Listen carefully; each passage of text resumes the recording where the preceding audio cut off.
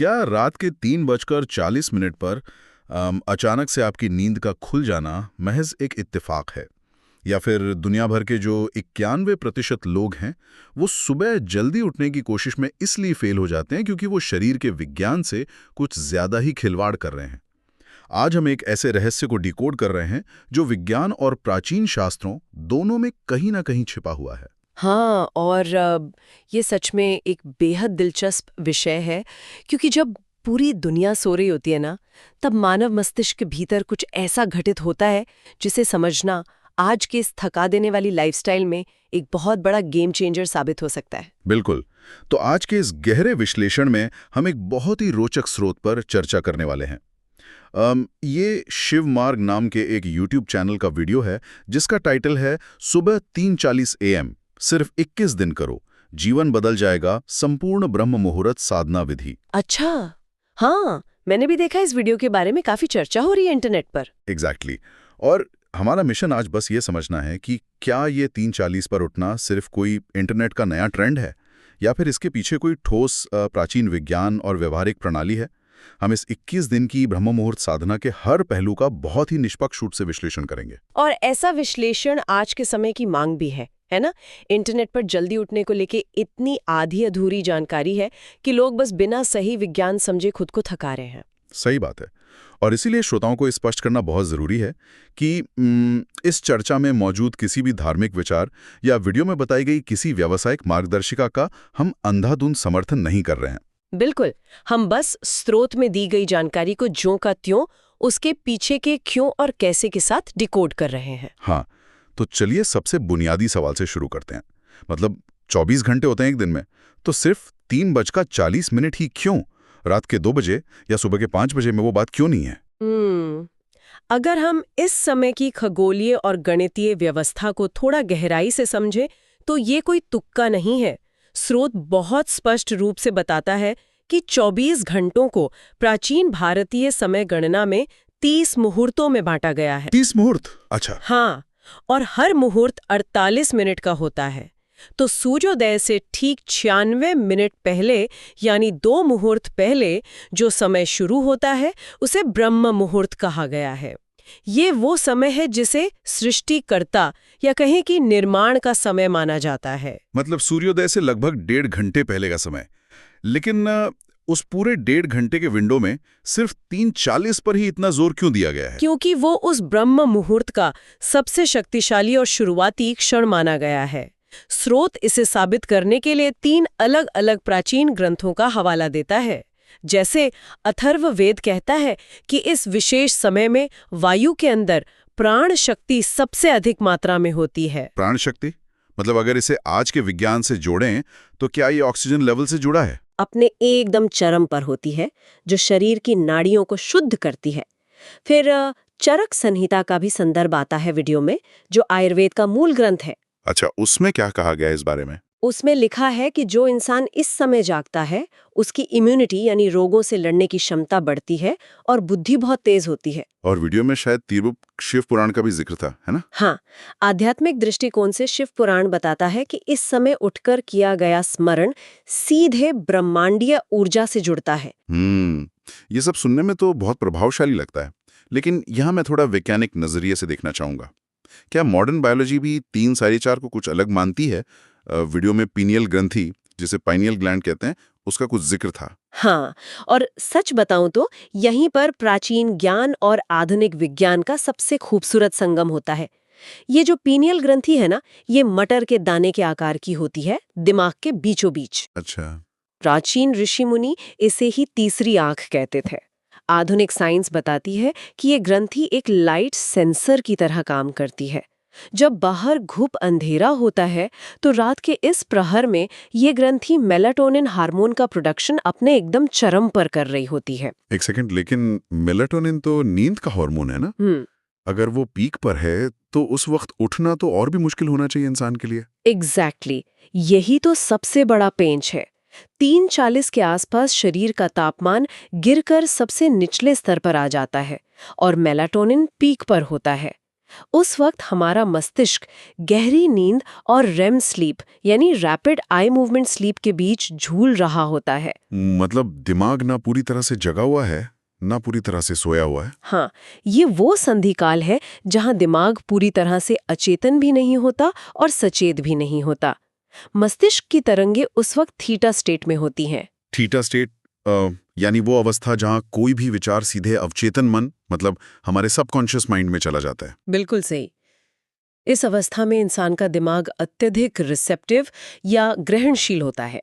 श्रोत इसी बात पर बहुत जोर देता है कि इस क्षण में जो भी विचार या संकल्प मन में बोया जाता है वो सीधे अवचेतन में गहरी जड़ पकड़ लेता है। क्योंकि उस वक्त उसे रोकने या लॉजिक लगाने वाला जो चेतन मन है वो तो सोया हुआ होता है। हाँ, उस वक्त कोई डाउट या शक पैदा करने वाला लॉजिक एक्टिव नहीं होता। हैरी, पूरी प्रक्रिया मुझे कुछ स्मार्टफोन के सॉफ्टवेयर अपडेट जैसी लग रही है। अरे वाह, कैसे? मतलब देखिए, फोन भी अपना सॉफ्टवेयर अपडेट हमेशा रात के सन्नाटे में 3 या 4 बजे के आसपास ही करता है।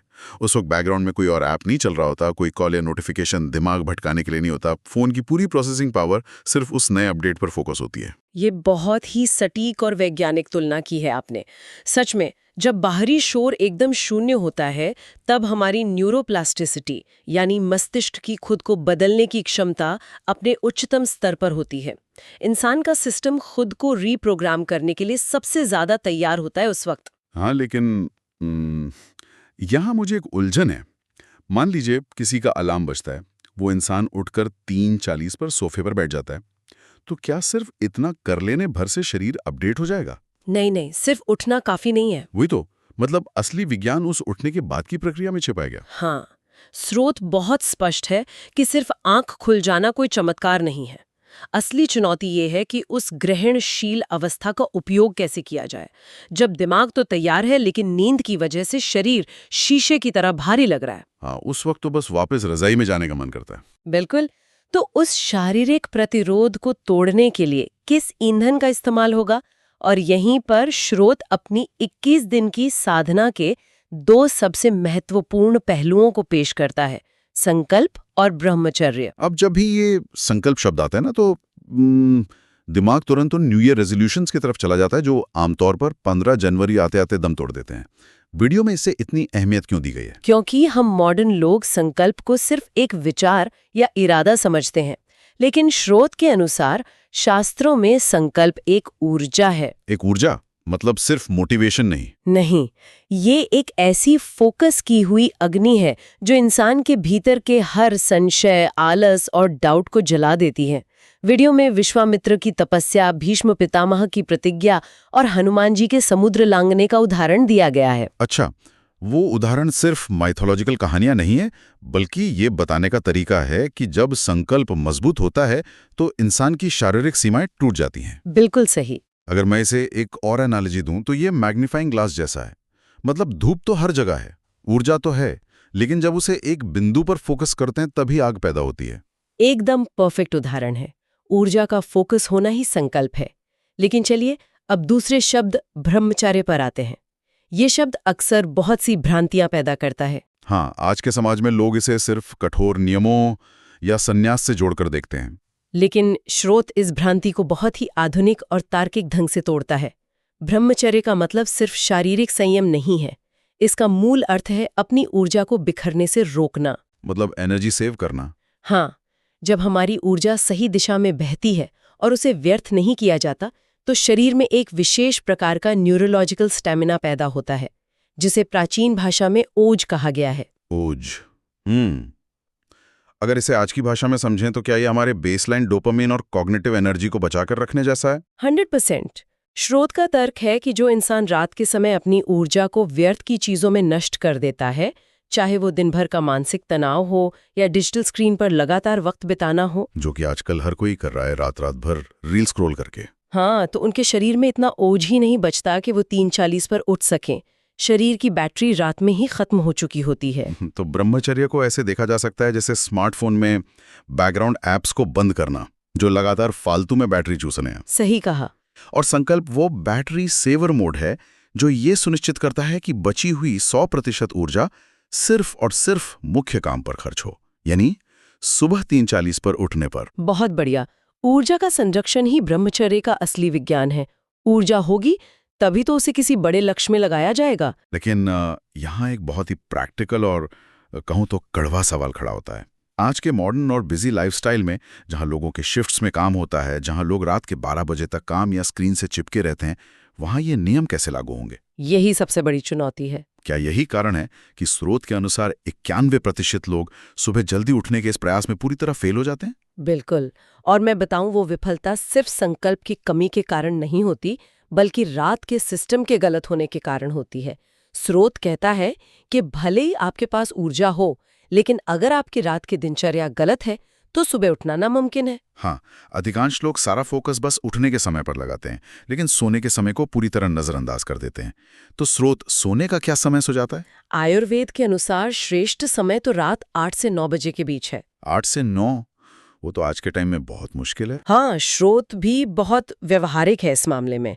वो जानता है कि आज ये सबके लिए संभव नहीं है। इसलिए एक आखिरी लक्ष्मण रेखा तय की गई है, रात 10 बजे की। स्रोत के शब्दों में 10 बजे के बाद जागना अपनी आध्यात्मिक और शारीरिक ऊर्जा को नष्ट करना है। रुकिए, यहाँ मुझे एक विरोधाभास लग रहा है। अगर कोई रात 10 बजे सोता है और 3:40 पर उठता है, तो उसे सिर्फ 5 घंटे 40 मिनट की नींद मिलती है। मॉडर्न स्लीप साइंस तो हमेशा 8 घंटे की नींद की वकालत करता है ना?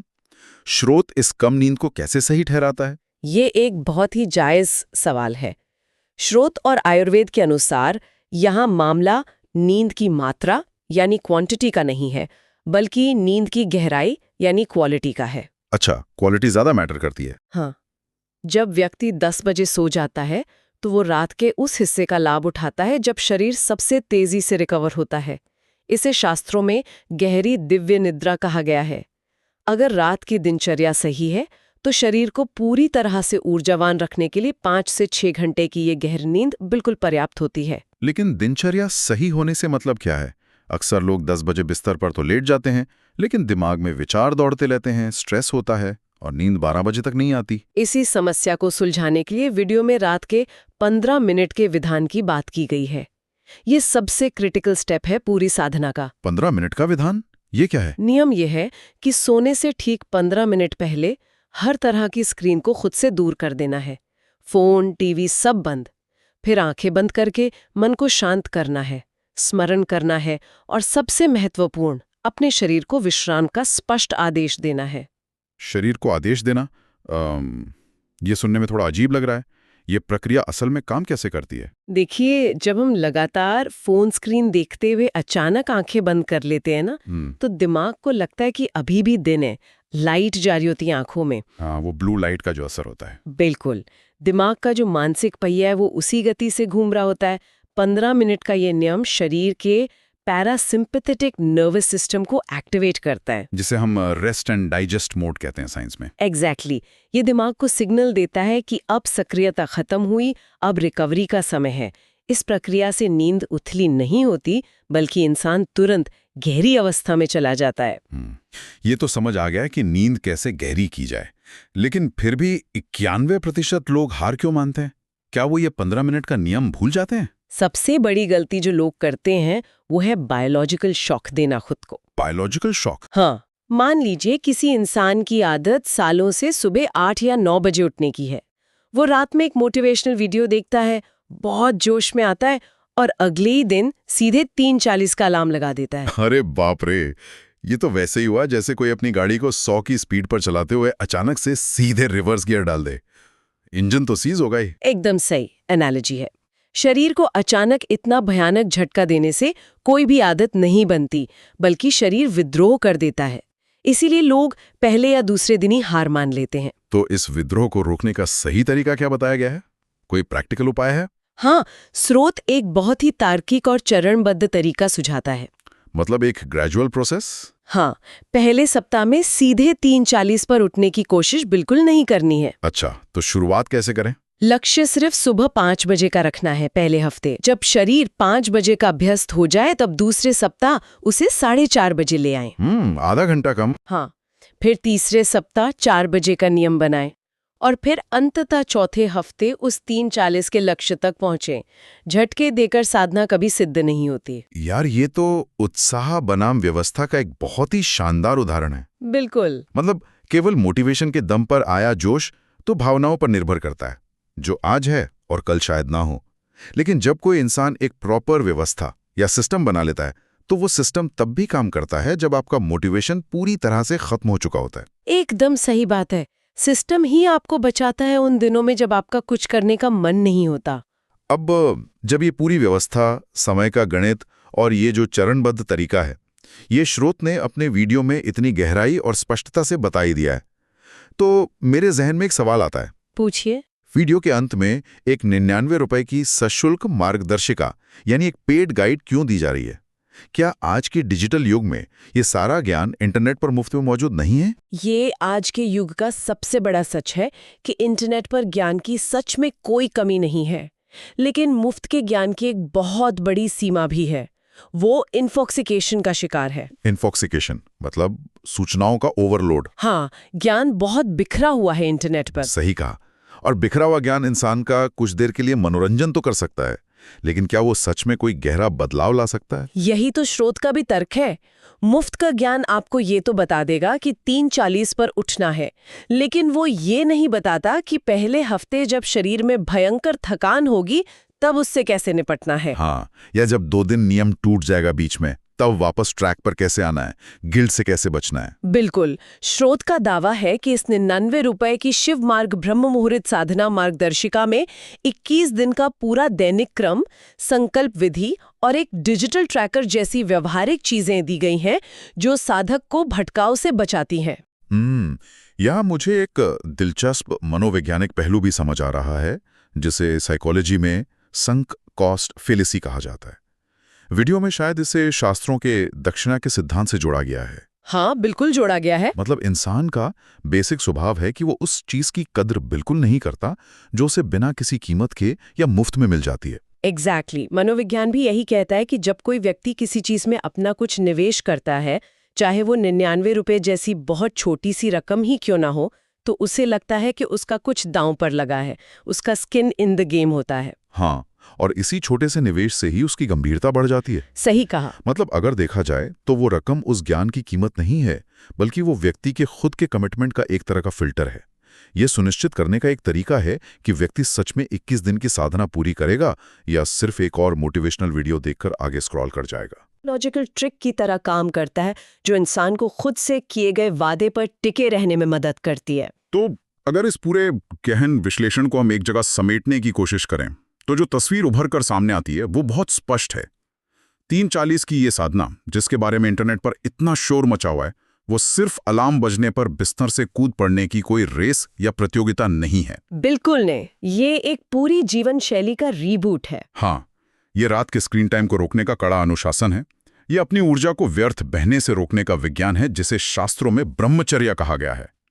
और ये एक चरणबद्ध तरीके से अपनी बायोलॉजिकल क्लॉक को बदलने की व्यवस्था है। और ये सिर्फ एक आदत बदलना नहीं है, बल्कि शरीर और दिमाग की केमिस्ट्री को प्राचीन विज्ञान के साथ जोड़ने का एक बहुत ही व्यावहारिक प्रयास है।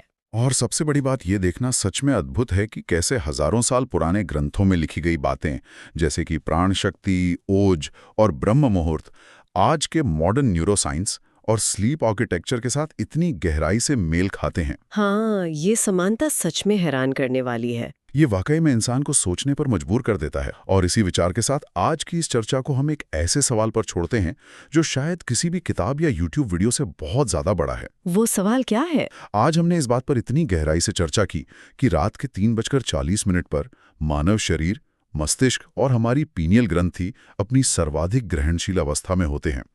हमारे शरीर की ये जो बायोलॉजिकल क्लॉक है ना, ये लाखों सालों के विकास का परिणाम है और ये अविश्वसनीय रूप से सटीक काम करती है। बिल्कुल। लेकिन सोचने वाली बात यह है कि अगर इंसानी शरीर का तंत्र इतना शक्तिशाली और इतनी संभावनाओं से भरा हुआ है, तो इंसान अपने दिन के सबसे कीमती, सबसे ज्यादा फोकस और ऊर्जा वाले पलों को आखिर कहाँ खर्च कर रहा है? बहुत गहरी बात है ये। क्या ये संभव है कि सिर्फ सही जानकारी की कमी या बेवजह की मानसिक थकान के कारण हम इंसान अपने ही शरीर की असली क्षमता और उस गहरी ऊर्जा से पूरी तरह अनजान होकर जी रहे हैं? क्या ये सुबह का उठना सिर्फ नींद का टूटना नहीं, बल्कि एक तरह का जागना है जिसे हम लगातार अनदेखा कर रहे हैं? ये सच में एक ऐसा विचार है जिस पर सबको अकेले में शांति से सोचना चाहिए। बिल्कुल। तो आज के इस विस्तृत विश्लेषण में बस इतना ही। ज्ञान और विज्ञान की इस रोमांचक यात्रा में हमारे साथ शामिल होने के लिए बहुत बहुत धन्यवाद। मिलते हैं अगली बार एक नए स्रोत और कुछ नई गहराइयों के साथ।